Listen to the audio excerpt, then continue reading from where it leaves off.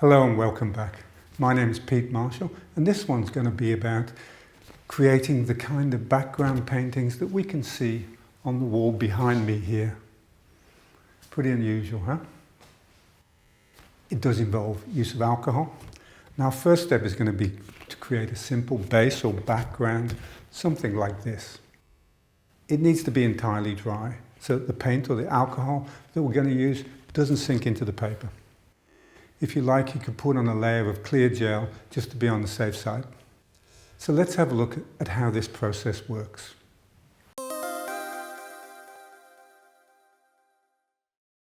Okay, so what we're going to do is put an effect on this piece of paper.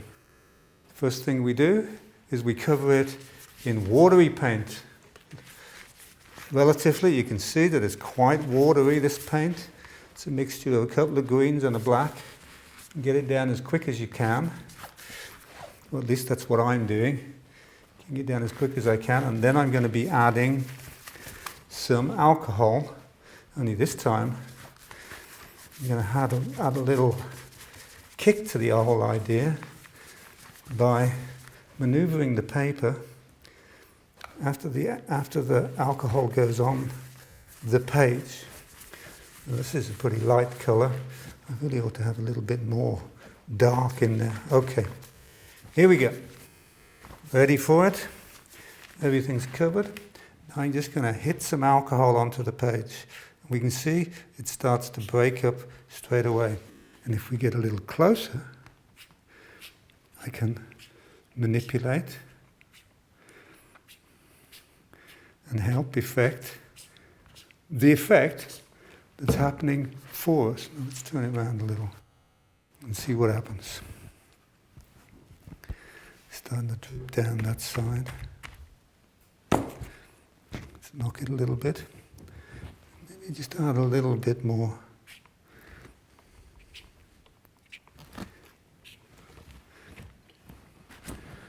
Okay, and it's almost time to turn it. Yes, here we go.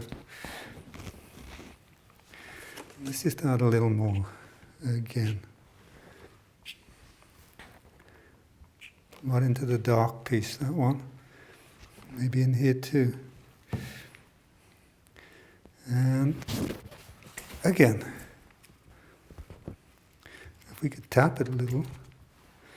I think we've got enough fluid on the paper now. We'll just let it drip down. Tap it a little bit. Maybe just a touch more up here. Okay. Now it's starting to move. And we're going to turn it around again. Here we go. It's a bit hit and miss, this process, but it's going to result in a pretty, well, it's going to give us a pretty stunning effect. Just a little more. And one more time.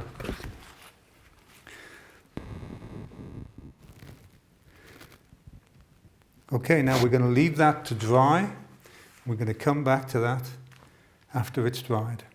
So now we're going to remove the tape and see what we're left with. Here we go.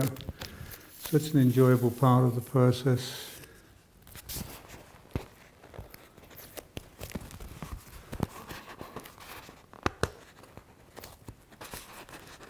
So that one was made in a bit of a rush just for filming.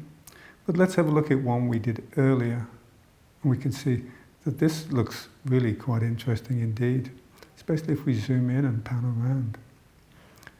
This is going to make a great background, or in fact, it looks great on its own. Okay, hope you enjoyed this one.